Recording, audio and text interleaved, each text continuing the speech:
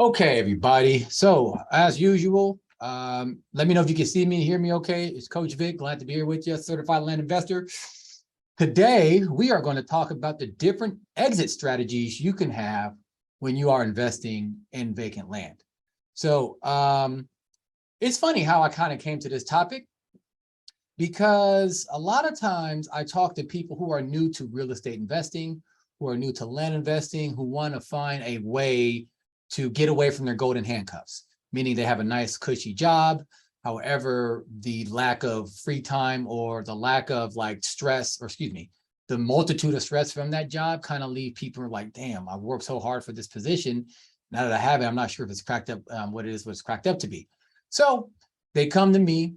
I show them how to invest their spare income, or even may not even be spare. It may be work that they have to put in to get the income to invest in land, and then they can start multiplying that. So in those conversations, I'm also talking to a lot of people who are already in real estate. Maybe they have a bunch of rental properties. They have they do house flips. Those are usually the two that I talk to the most. I don't really talk to too many real estate agents. But the point is, people have other ways they get into land where they're not really in the land. What really happened is that they actually got land in a previous deal. And they're like, well, I don't know what to do with it. I'm just kind of holding on to it. I'm just, maybe, and they just hold on to land that they don't really need. And then if they're lucky, a land investor like me will come and lowball them. What's up, Todd? How are you doing? You'll come and lowball them and they may sell it that way. And then they're like, okay, I guess the land wasn't worth much. No, my friend, the land was worth more than you realize. And there's different ways to actually make that land profitable for you. So whether you are looking to sell property that you have now because you are a land investor and you're just not doing a good job selling it, or you just happen to get some property because you have other forms of real estate investing or investments, today is the day I give you some ideas on how to actually do that. Now, with that said, I know how busy a lot of you guys are. I will try to make it a little shorter than 30 minutes. Normally 30 minutes is my cutoff anyways, but I have places to be today as well. So let's jump into it. Here's the thing. No matter what, you have land, trust me, all land sells. That's the one thing I want to drive home today. And even though it all sells, doesn't mean that you have to sell it the same way. All right. So there are how many places things I write? 1, 2, 3, 4, 5, 6, 7, 8 strategies that I have right now. And that's just off the top of my head. I'm sure there's more. There's some that I haven't even thought about. There's some that I'm not aware of. But I have 8 that I've personally seen or personally done that you can use to make money off of your vacant land. So let's jump into it. Now, we're going to go to my favorite one first. All right. The first one, write this down, write it down, take a picture, do something, is the quick flip. This is how you get your fast payday. Now, this is for cash. So you buy your land for a cheap price. If you mess around with me, you probably buy it for a third or a quarter of the value. You sell it for the actual retail value. You basically, you're 3 or 4xing your money. Simple. Now, to do that, you're going to have to use a multitude of, I guess, advertising and marketing strategies. A lot of them are free. You just have to understand what to do. A few you will have to pay a little bit of money for. So maybe you want to get some better photos of the property. Maybe you want to put it on the MLS and you don't want to use a real estate agent, so use a broker. Doing that for is usually pretty cheap, about $100. Maybe you have a membership to a premium land selling website like landwatch.com. Obviously, that costs money. Maybe you are going to cut in a real estate agent because you have a larger property. And instead of just having people see it on their own, people who want to buy larger properties tend to want to walk that property with a real estate agent. So therefore, you have to cut them in on the sales price because they're kind of doing you a solid, so to speak. And, they're doing a real estate agent things, but most times you won't need that. Maybe you want drone footage of the property. And there's so many things that you can put money into to kind of help you advertise and let people know how great the vacant land is that you have. Now, when I say you put money into it, it doesn't have to be a lot. Like drone footage is a couple $100. Getting something on MLS with like something like brokerlist.com, about $100. Using your LandWatch account, depending on the membership service you have, a couple $100 every month, and you're already paying that because you already know how lucrative land can be. Using the local, as in like the local newspaper, radio, things like that, that costs $30, $40. Well, newspaper, $30, $40 for classified. Radio depends on the area and everything else. Putting things on, or excuse me, labor letters. sending neighbor or letters to the neighbors, depending on how fancy the letter is, that costs money. Sending out postcards, that can cost money. You don't need to do all these things. These are just some ideas that help you get the word out. But the point is, once you get the word out, somebody's going to buy, especially when you combine that with free things that you can do, just putting it on Facebook Marketplace, for example. Now, that works well for cheap property. For more expensive property, your mileage may vary, but I wouldn't hold my breath selling on Facebook Marketplace. Zillow, Redfin, and the like, those are usually pretty free. So the point is, there's many ways to do it. Now, depending on the price of the property will determine how quickly it will sell. Obviously, there's more people who have $8,000 or $10,000 in their pocket than there are who have $800,000 in their pocket. Make sense? Also, the people who have $8,000, $10,000, $20,000 in their pocket ready to go, they're usually looking for that land for a very specific purpose. They want to build a house on it, something like that. Somebody who's going to buy like, $100,000, $200,000, $400,000 worth of land, it's a little bit different for them. Now, it could still be the same thing. You want to put a house on it, make a little ranch or whatever, but there's just not going to be as many people who have that type of money. And then from what I understand, and anybody in the comments, correct me if I'm wrong, banks don't like to give people or lend people money who are just buying vacant land, unless they have some like very solid and concrete plans to go with that land, because if they have to repossess the property, they don't know what to do with it, just like everybody else. So they want something that they have experience with, houses, buildings, things like that. So again, there's going to be less people who have a bunch of property, or excuse me, a bunch of money for a vacant land property, but they do exist and they do want that property. So if you're going through a smaller buyer pool, it's going to take you longer to offload that property. Now, here's the thing. Because, how do I want to say this? You know what? We'll move on to it. Oh, this is what I wanted to say. Last thing. Sorry about that. I got a little distracted. A lot of people, when I talk about these quick flips, they ask me about capital gains. What do I do about capital gains? This is a common question. I used to wonder the same thing, but then I never really got hit by capital gains. I never understood why until I actually asked a professional. And this is the thing. When you only have the property for such a small amount of time, basically under a year for the most part, I was instructed that it's not seen as a capital gains tax, but more as regular income tax. So you will be, it's just added to your income. So you're not worried about capital gains, but it is, it's as if you got a big bonus at work or whatever it is. So you will get taxed. It just won't be capital gains tax. It'll just be a regular income tax. So I don't know what the capital gains tax rate is, but I don't know if it's higher than income tax, but either way, they're going to get their money. Covered the government, they don't play. They're going to get their money. But anyways, as I said, selling for cash ASAP is my favorite strategy because I want that cash back. I want my little bit of money to grow into larger money. All right. Now, so far, so good. We all right here? Perfect. Let's go into the second way you can make money, and it's very common for other land investors, and that's selling on term for passive income. Now, why do you want to do passive income? Well, there's a couple of good reasons. Now, I used to do only passive income or the terms deal. One, because it was easier to sell that way. There's a lot more people who have a down payment available and who think they can make monthly payments than people who have, larger sums of money. So it was an easier sale. I didn't have to be as good of a salesperson, to actually be able to sell property. But I knew, especially with the property I was dealing with, those desert squares, like in what year, 2016, 2017, it wasn't the way that I was going to kind of, multiply my business and make, this something that was really viable for me. But it did help me get my feet wet with selling. You can also ask a higher asking price when you are selling it on term. So normally what I do is when I sell in cash, I'll say, okay, for sake of argument, 10,000 on cash. But if you want to buy in terms or basically pay monthly payments, it's 13,000, 15,000, whatever it is. It's just going to be more. Now, why do I do that? Well, number one, I can. Number two, some people like to charge interest on the payments. For my taxes, I like to keep it simple because for every interest payment you get, you have to handle those payments a little differently in taxes. But at the end of the day, I still come out with the same amount as if I added a percentage or I guess what do they call it? An interest payment on that tax, because it just comes out the end of the same thing. So that works well for that. The one thing you will need to do now, if you already have other real estate, you probably already have this, but you're going to need a way to keep track of those payments. So not only do you want to make sure that you understand who paid what and how much, but you have an automated way to collect that money, something that's going to hit their credit card every month or bank account every month or whatever it is. So you don't got to be that bookie and trying to shake people down or that bill collector. You want to just make sure you have something that's automatic, because people will forget, you know, and you don't want them to have to pay by memory only, and you don't want to be the one chasing them down.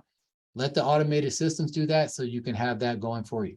What else you have to worry about? Well, some people, they disappear. I mean, in the grand scheme of things, it's not that big a deal for you, because if someone stops paying, you go through the process of saying, hey, our agreement is now terminated because you didn't live up to your end of the bargain. And then you can sell to somebody else. And you obviously keep the money that was paid prior. So at the end of the day, you probably end up getting more money, but it just takes longer. And then trying to find a new buyer may or may not be a hassle depending on your marketing channels and things like that. But just something to keep in mind. All right. Okay, I'll talk about all that. Great. Everybody good? All right. Third way you can make money. So let's say you do the terms thing, but you need the cash because another deal came along, or you just need the money for some other reason. Well, guess what? Now you have a note because you have a promise that someone's going to pay you monthly payments for X amount of time. You can sell that note to note investors. A lot of people don't know that. I just kind of found out about this. I knew other bigger land investors will buy notes because they weren't afraid of getting a vacant land plot if the person defaults. However, now other people are starting to get into this business. Granted, they will definitely need to have a little bit of land investing education, so they don't also panic if the person defaults, and they kind of know what to do to remarket and resell it. But you can sell that note to investors.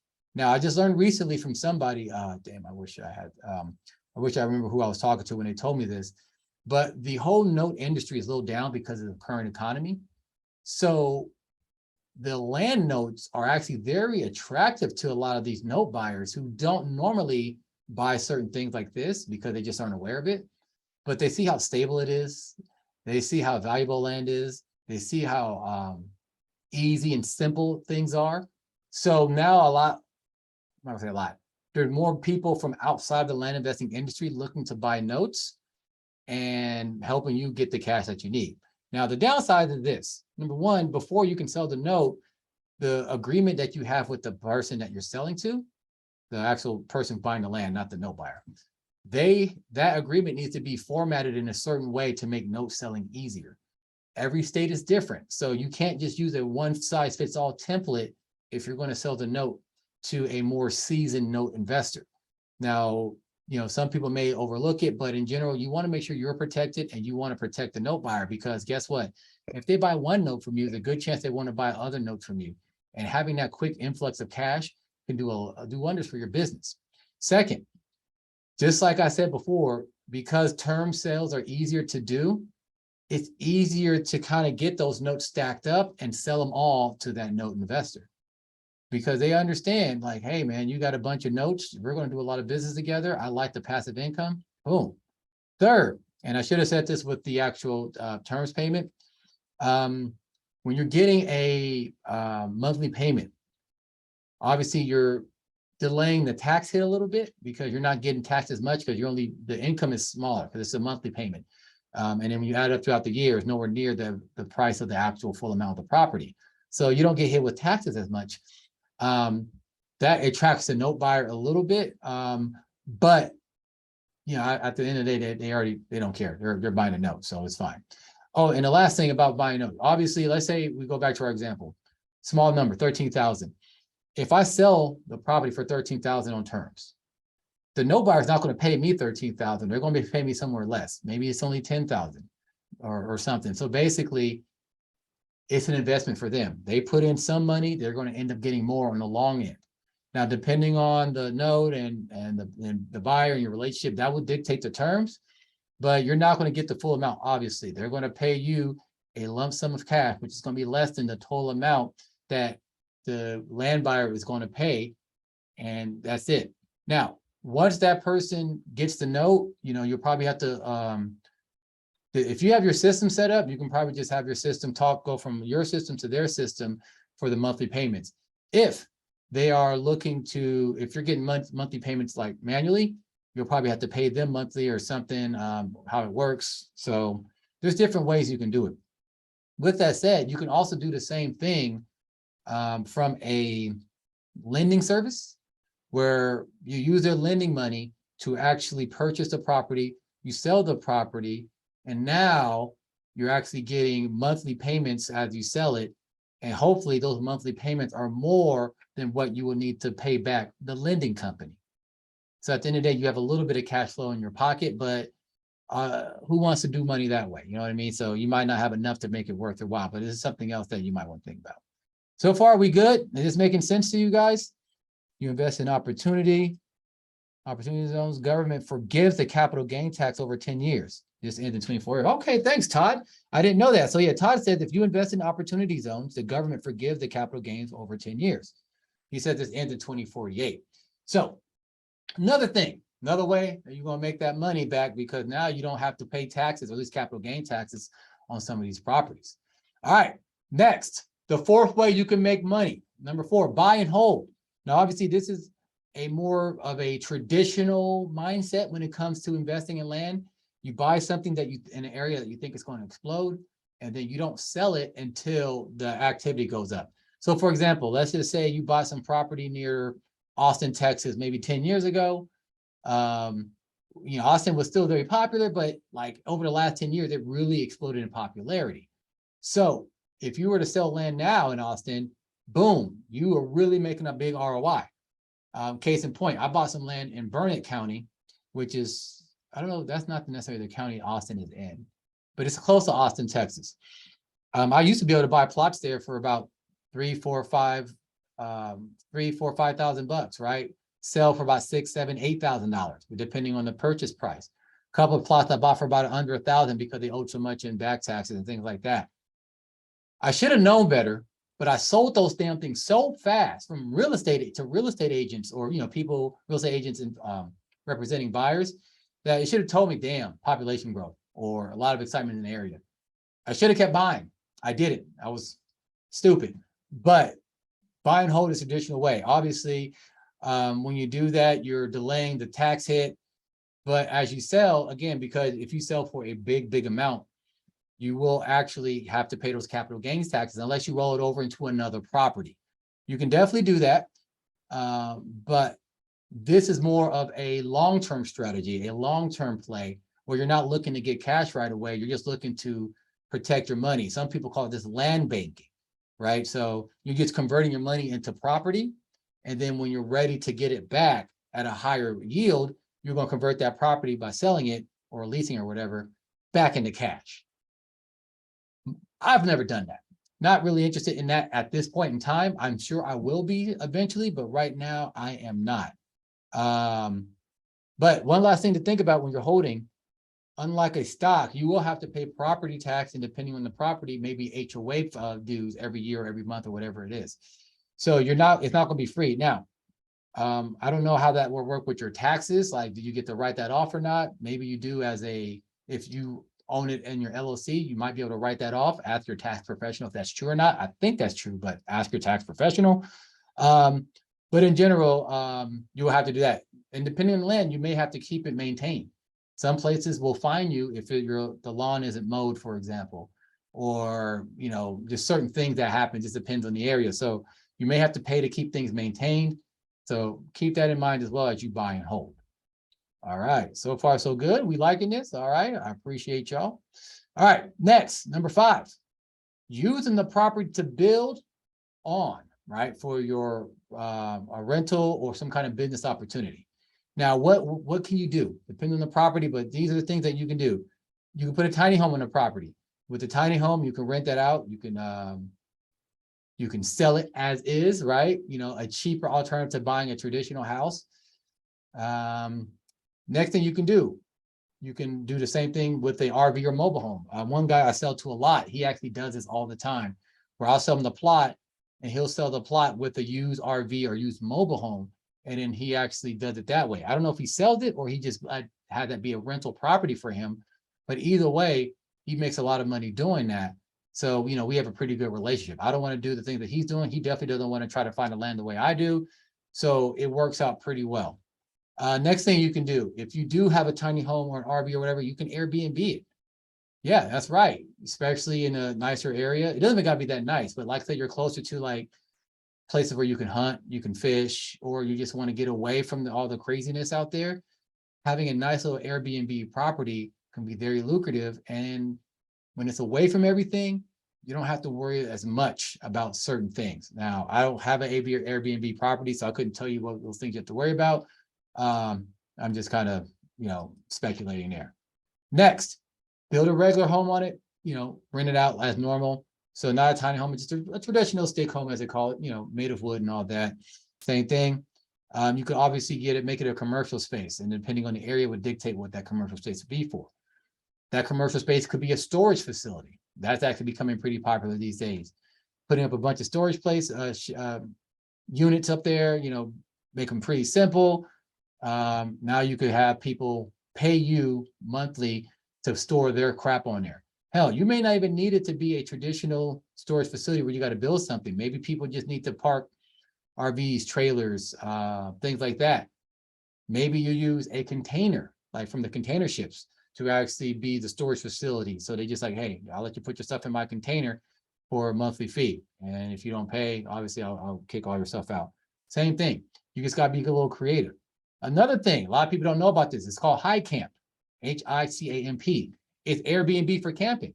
So now you don't got to put anything on the property, but people will still pay you to use it for weekends to camp on, especially if you're near like not natural, beautiful areas, natural parks, things like that.